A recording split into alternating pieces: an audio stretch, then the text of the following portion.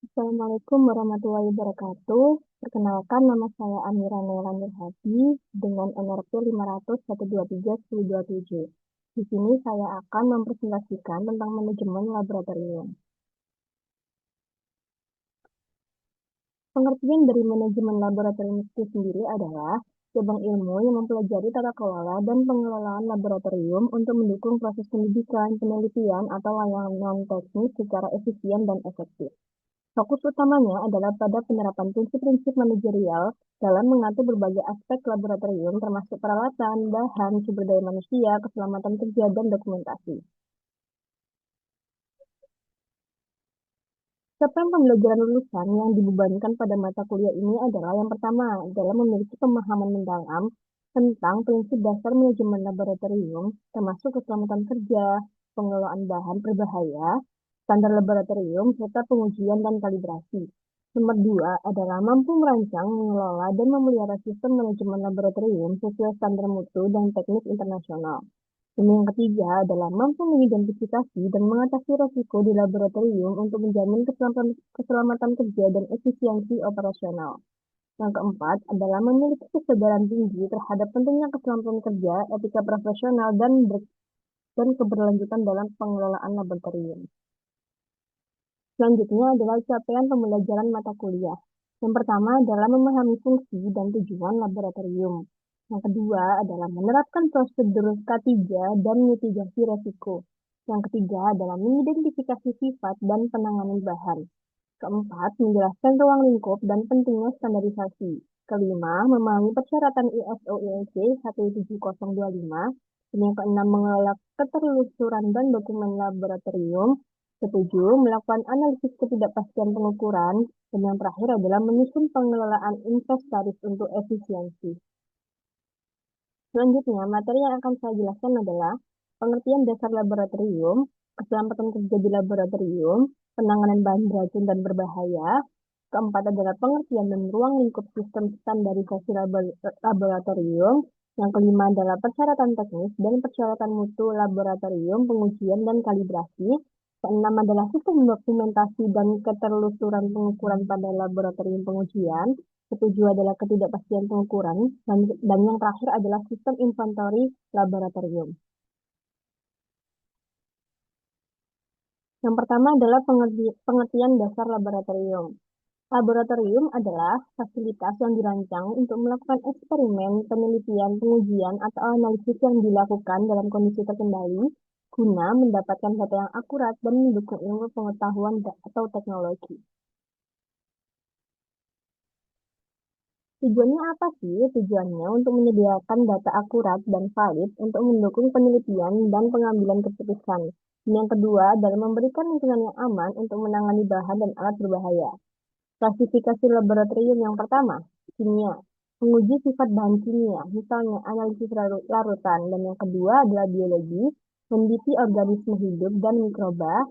Yang ketiga adalah fisika, menganalisis fenomena fisik seperti gelombang atau optik. Dan yang keempat adalah teknik, memvalidasi desain atau teknologi baru.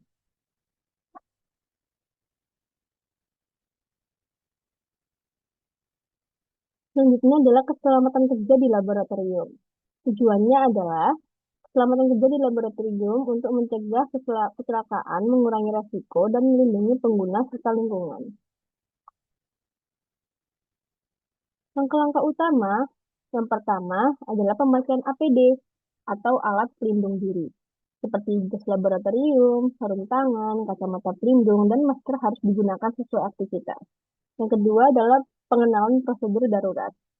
Ketahui lokasi pemadam api, pencuci mata, shower darurat, dan jalur evakuasi. Pastikan semua personel tahu cara bertindak jika terjadi kecelakaan. Dan yang ketiga adalah prosedur penanganan alat dan bahan. Seperti gunakan alat sesuai manual penggunaannya untuk mencegah kesalahan. Dan yang kedua adalah pisahkan bahan kimia berdasarkan sifatnya, asam basa atau mudah terbakar. Dan yang keempat adalah kebersihan laboratorium, yaitu membersihkan area kerja setelah digunakan untuk menghindari kontaminasi atau kerusakan alat. Selanjutnya adalah penanganan bahan beracun dan berbahaya. Apa sih bahan berbahaya itu? Bahan berbahaya adalah zat atau bahan yang dapat menimbulkan bahaya fisik, kesehatan, atau lingkungan jika tidak ditangani dengan benar. Contohnya adalah asam pekat, logam berat, bahan radioaktif. Langkah penanganannya seperti apa? Langkah penanganannya adalah yang pertama, identifikasi bahan. Gunakan label MSDS atau Material Safety Data Sheet untuk mengetahui sifat, resiko, dan langkah penanganannya. Yang kedua adalah penyimpanan, yaitu gunakan lemari khusus yang tahan api atau tahan bahan kimia untuk menyimpan zat mudah terbakar, beracun, atau korosif.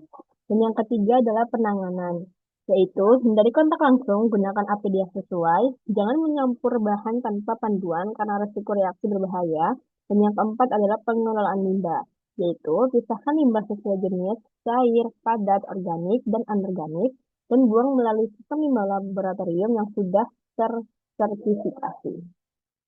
Selanjutnya, pengertian dan ruang lingkup sistem standarisasi laboratorium. Apa sih sistem standarisasi laboratorium?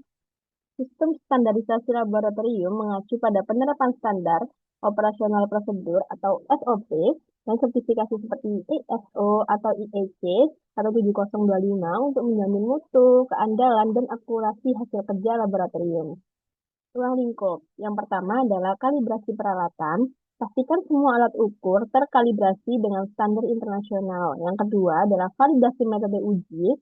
Metode pengujian harus diverifikasi untuk memastikan hasil yang akurat. Yang ketiga adalah pengendalian dokumen, yaitu semua prosedur harus terdokumentasi dengan baik dan mudah dilacak. Dan yang terakhir adalah pelatihan personel, yaitu operator harus memahami prinsip kerja dan protokol laboratorium. Selanjutnya adalah persyaratan teknis dan persyaratan mutu laboratorium pengujian dan kalibrasi. Laboratorium pengujian dan kalibrasi harus memenuhi persyaratan tertentu untuk memastikan keakuratan, keandalan, dan mutu hasil pengujian serta kalibrasi. Persyaratan ini dibagi menjadi dua kategori utama, yaitu persyaratan teknis dan persyaratan mutu. Yang pertama akan kita bahas adalah persyaratan teknis terlebih dahulu. Yang pertama adalah personal kompeten, yaitu laboratorium harus memiliki tenaga ahli yang memahami alat, metode uji, dan SOP. Yang kedua adalah peralatan terkalibrasi, yaitu alat seperti timbangan, spektrofotometer, atau mikroskop harus dispesifikasi secara rutin. Yang ketiga adalah kondisi lingkungan, seperti suhu, kelembapan, dan kebersihan laboratorium harus sesuai standar. Dan yang keempat adalah prosedur operasional. Semua pengujian dilakukan sesuai metode yang terstandar. Selanjutnya adalah persyaratan mutu. Yang pertama, memiliki sistem manajemen mutu yang menjamin hasil uji akurat dan konsisten. Dan yang kedua adalah audit berkala untuk memastikan kepatuhan terhadap standar internasional. Selanjutnya adalah sistem dokumentasi dan ketelusuran pengukuran pada laboratorium pengujian. Sistem dokumentasi dan keterlusuran pengukuran adalah bagian penting dari pengelolaan laboratorium pengujian untuk memastikan semua proses dan hasil dapat dipertanggungjawabkan serta sesuai dengan standar mutu seperti ISO IEC 17025. Pertama yang akan kita bahas adalah sistem dokumentasi. Tujuannya adalah untuk merekam aktivitas dan hasil pengujian untuk akuntabilitas dan audit. Dan yang kedua adalah jenis dokumen. SOP, catatan pengujian, sertifikat, kalibrasi, dan laporan hasil uji. Dan yang terakhir adalah manajemen. Dokumen harus disimpan aman, direvisi sesuai kebutuhan, dan disimpan sesuai kebijakan retensi. Yang kedua adalah keterlusuran pengukuran. Definisinya adalah kemampuan melacak hasil pengukuran hingga ke standar internasional. Prinsipnya adalah alat ukur dikalibrasi terhadap standar referensi yang valid dengan dokumentasi lengkap. Manfaatnya untuk menjamin keakuratan, konsistensi, dan kredibilitas hasil pengukuran. Selanjutnya adalah ketidakpastian pengukuran. Ketidakpastian pengukuran adalah parameter yang menunjukkan tentang di mana nilai hasil pengukuran sebenarnya berada.